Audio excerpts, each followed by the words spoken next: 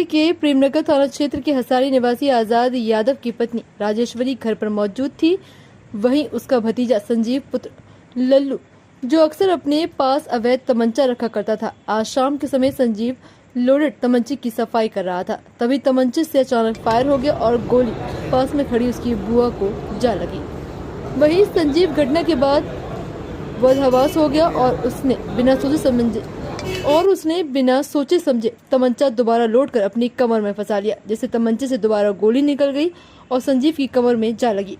गोली लगने से दोनों घायल हो गए। इधर गोली चलने की आवाज सुनकर परिजन कमरे की ओर दौड़े तो देखा बुआ भतीजा दोनों खून से लथपथ पड़े थे।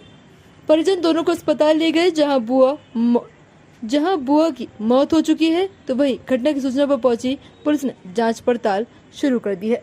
हम दोनों बैठे हुए थे, मैं खटिया पे बैठी थी, मेरी माँ नीचे बैठी थी। हमें बगल में भैया रहते हैं, तो वो बैठे हुए थे, तो वो आए तो वो कह रहे मुझसे तेल की शीशी मांगी, डाबर आंवला तेल हो बेटा तो दे दो। तो हमने कि भैया वो तो है नहीं है। तो वो कह रहे मुझे बंदूक लिए वो तो कह रहे वो साफ करनी है। तो साफ करने के लिए उन्होंने जैसी ऐसी ऐसी की तो वो एकदम से जाके मेरी माँ के यहाँ आके गोली लग गई। मेरी माँ ने मेरे हाथों में ही प्राण छोड़ दिए। और उनको भी लगी है? उनको पता नहीं कैसे लगी, क्या लगी, उनका मुझे पता नहीं। मैं अपनी माँ को देख के उठाने लगी उन्हें। मेरी माँ मेरे हाथों में प्राण निकल गए मेरी माँ के। क्या चाहती कुछ चाहती? मैं बस ये चाहती हूँ हमें इंसाफ मिल जाए। हमें माँ के हमें हाथों में प्राण निकल गए। जो कोई भी अपनी औलाद होगी अपनी माँ का इंसाफ नहीं चाहे। थाना क्षेत्र प्रेमनगर के हसारी मोहल्ले में ये संजीत नामक युवक, जिसकी उम्र करीब 35 वर्ष है, ये अपना असलहा साफ कर रहा था। उसी दौरान इसकी बुआ राजेश्वरी, जिसकी उम्र 50 वर्ष है, एक्सीडेंटली असलहा चलने की वजह से उसको गोली लग गई, जिसमें उसकी डेथ हो गई है। संजीत को भी गोली लगी है। इसका इलाज यहाँ मेडिकल में चल रहा है। ये खतरे से बाहर बताया जा रहा है।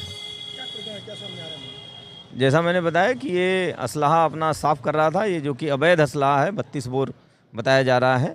साफ़ सफाई के दौरान ही गोली चल गई। बुआ इसकी सामने थी, बुआ को गोली लगी, जिसकी उम्र 50 वर्ष है, जिनका नाम राजेश्वरी है। इनकी मृत्यु हो गई है तथा संजीत को भी गोली लग गई है। इसका इलाज चल रहा है, लेकिन ये खतरे से बाहर है। बताया जा रहा है अब इसके बारे में अभी हम लोग पता कर रहे हैं कि क्या है इसका मूल नेचर, क्या है और क्या इसकी हिस्ट्री है, इसके बारे में हम लोग पता कर रहे हैं।